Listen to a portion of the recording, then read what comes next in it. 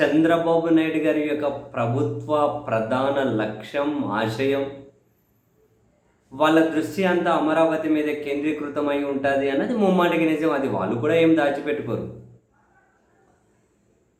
మిగతా రాష్ట్ర పరిస్థితి ఎలా ఉన్నా కూడా అమరావతి వాళ్ళకు ఫస్ట్ అట్మోస్ట్ ఇంపార్టెంట్ ప్రాజెక్ట్. దానికోసం ప్రపంచ బ్యాంకు నుండి, ఏషియన్ డెవలప్మెంట్ బ్యాంకు నుండి, హడ్కో నుండి వేల కోట్ల రూపాయల అప్పులు చేస్తూ ఉన్నారు.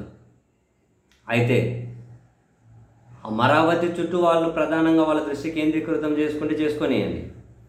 ఇప్పుడు ఎవరేం చేయగలిగింది లేదు. రాష్ట్ర ప్రజలకు కూడా చూడడానికి పెద్ద పెద్ద బిల్డింగులు కళ్ళ ముందేవో అద్భుతాలు ఉన్నట్టు కనిపిస్తుండాలి వాళ్ళ పత్రికల్లో, టీవీ ఛానల్లో. ఆ విజువల్ సంతోషపడే జనాలు చాలానే ఉన్నంతకాలం ఎవరేం చేయగలలేరు, పోనీయండి. కానీ అదే అమరావతి చుట్టూ ప్రభుత్వం చాలా ఓపెన్గా యథేచ్ఛగా అబద్ధాలు చెబుతూ ఉండడం మాత్రం నాట్ ఫెయిర్ అబ్బా. Definitely not fair. తాజాగా కూడా ముఖ్యమంత్రి గారు ఏమంటారు, ₹1 ప్రజాధనం అనేది, ₹1 ప్రజల మీద భారం కాకుండా అమరావతి నిర్మించబోతున్నామంటారు. నిన్న సాయంత్రం అక్కడ పర్యటించి వచ్చినటువంటి మంత్రి నారాయణ గారు ఏమంటారు, ₹1 ప్రజల మీద భారం పడకుండా దీన్ని నిర్మించబోతున్నామంటారు. ఇక్కడ భూముల రేట్లు పెరగగానే అమ్మేసి అప్పులు తీరుస్తామంటారు. ఏమైనా అర్థం ఉందా?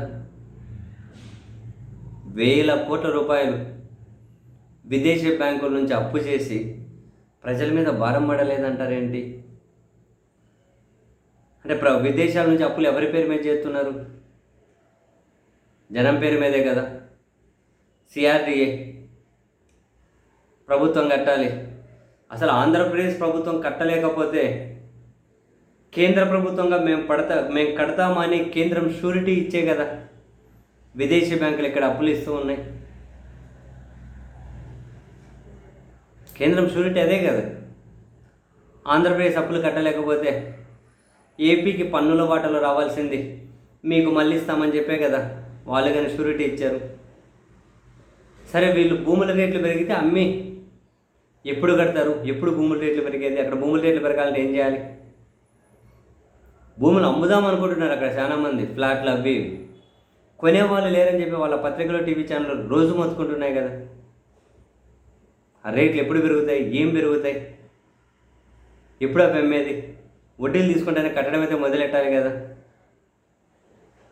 అందుకే అసలు నేను ఇంతకు ముందే ఒక మాట చెప్పిన, ప్రభుత్వం ప్రత్యేక చట్టం చేసి అయినా అమరావతి మీద తీసుకొస్తున్నటువంటి అప్పులు అండ్ అమరావతి భూములు పోంగా అమ్మితే ఎంత వస్తాయో ఆ వచ్చిన డబ్బులు అంతా అకౌంట్లో వేసుకోవాలి. అకౌంట్ నుంచి ఖర్చు పెట్టాలి.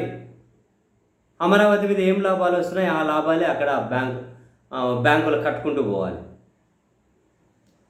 దానికి సంబంధించి పరిమితం చేయాలి. వీళ్ళు ఇట్లా పరిమితం చేస్తామంటే వాళ్ళు అప్పులుగానే వేయరు. నిజాలు చెప్పొచ్చు కదా. అదే ఓపెన్గానే అప్పులు చేస్తున్నారు, అందరికీ కనిపిస్తుంది కదా. ప్రజల సొమ్మే కట్టాలి కదా అప్పులకు తిరిగి. యాక్చువల్గా మీరు గాల్లో మెడలు కడుతూ ఉన్నారు అమరావతిలో ఏవో అద్భుతాలు జరిగిపోతాయని. ఏమేమి జరిగిపోతాయో చూద్దాం. ఇంక అప్పుడు చూడడానికి చాలామంది ఉండరు, అది వేరే విషయం. సరే, అందరికీ అదే ప్రీతిప్రాతం ఉంటే అయితే అవ్వచ్చు, కనీసం నిజాలన్నా చెప్పవచ్చు కదా. ₹1 ప్రజల మీద భారం లేకుండా అది కడుతున్నారా? విదేశాల అప్పులు ఎవరినైతే మీద పెట్టి తెస్తున్నది?